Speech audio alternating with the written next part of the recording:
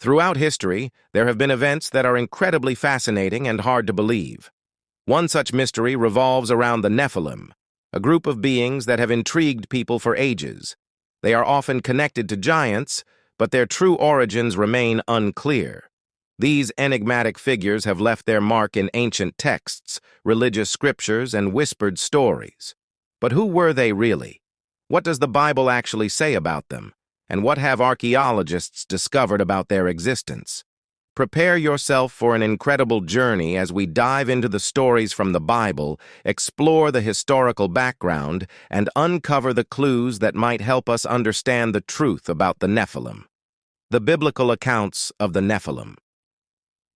The first mention of the Nephilim comes from Genesis chapter 6. According to the passage, the Nephilim were present on the earth both before and after the Great Flood. The Nephilim were on the earth in those days, and also afterward, when the sons of God went to the daughters of humans and had children by them. They were the heroes of old, men of renown. Genesis 6:4. This verse provides some intriguing clues about the Nephilim. It links their existence to some kind of union between the sons of God and the daughters of humans. The offspring of this relationship were called the Nephilim, described as giants or mighty men. There has been much debate around the identity of these sons of God. The two main interpretations are that they were either fallen angels or the male descendants of Seth who married the female descendants of Cain. Either way, their union with human women seems to have violated natural law and order, corrupting humanity prior to the coming flood. Interestingly, the passage also notes the Nephilim were present both before and after the Great Flood. This implies their lineage somehow continued, despite Noah and his family being the only humans spared during the cataclysm that wiped out the rest of humanity, who had become exceedingly wicked and corrupt. After the global flood, we see another reference to the Nephilim in Numbers 13:33. And there we saw the Nephilim, the sons of Anak are part of the Nephilim, and we seemed to ourselves like grasshoppers, and so we seemed to them.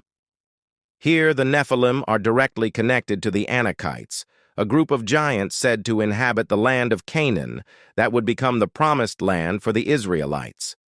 This suggests the Nephilim bloodline persisted after the flood through the Anakites and other giant clans. Historical context and interpretations. Examining the biblical passages within their proper historical context can provide valuable insights. In ancient Near Eastern texts from civilizations like the Sumerians, Egyptians, Hittites, and Canaanites, there are frequent references to groups of gods or divine beings coexisting with humans and occasionally interacting or producing offspring with them. In the Book of Enoch, a non-canonical Jewish work from around 300 BC, there are more details given about the biblical story. It describes a group of angels called the Grigori who descended to earth, saw the daughters of men, became enamored with them, and produced a hybrid race of giants called the Nephilim. This extra-biblical source helps support the interpretation that the sons of God were fallen angels. Early Jewish historian Josephus also wrote about the Nephilim, associating them with the biblical Anakim and claiming their bones were still being found in his day, indicating they were real historical figures, not merely mythological. The 1st century AD historian Tacitus also documented stories of gigantic skeletons being uncovered in the Near East. Some modern scholars have proposed the Nephilim were simply early mythological archetypes used to explain anomalies or as polemic against neighboring tribes like the Anakim. But others argue the consistent presence of these giant traditions across ancient sources suggests they were based on real historical memories of exceptionally large individuals and groups. So while interpretations vary, historical context indicates the Nephilim were likely real figures within ancient Near Eastern thought and tradition, whether based on actual giants, mythological exaggerations, or both. Their portrayal in Genesis as a hybrid race resulting from a union of divine beings and humans would have been a meaningful way for ancient audiences to understand violations of natural boundaries. Archaeological evidence for giants. Tantalizingly, archaeological discoveries have uncovered several unusually large human skeletons from ancient sites near regions mentioned in the biblical passages.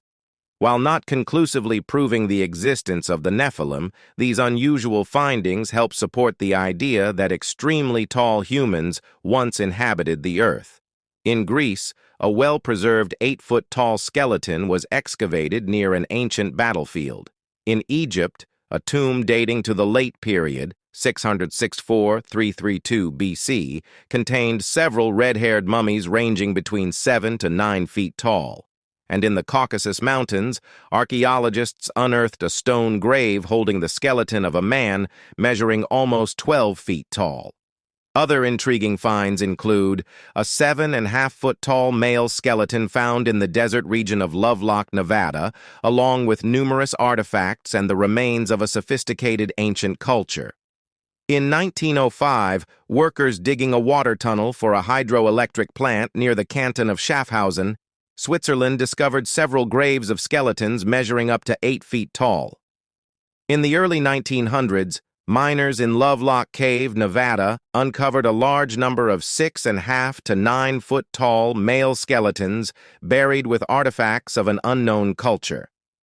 In 1971, a massive cemetery of unusually large skeletons was excavated at Nataruk, near Lake Turkana, dating to around 9000 BC, with average male height around 6 feet. While not conclusively proving the Nephilim existed, these anomalous skeletal remains from various periods do support the idea that extremely tall humans inhabited parts of the ancient Near East and beyond. Their presence helps corroborate biblical descriptions of giants in the Promised Land, like the Anakim and Rephaim.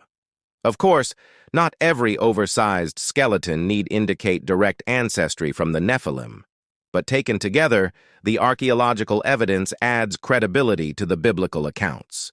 The fate of the Nephilim. This biblical texts present compelling evidence that a hybrid race of giants known as the Nephilim resulted from a pre-flood union between divine beings and humanity.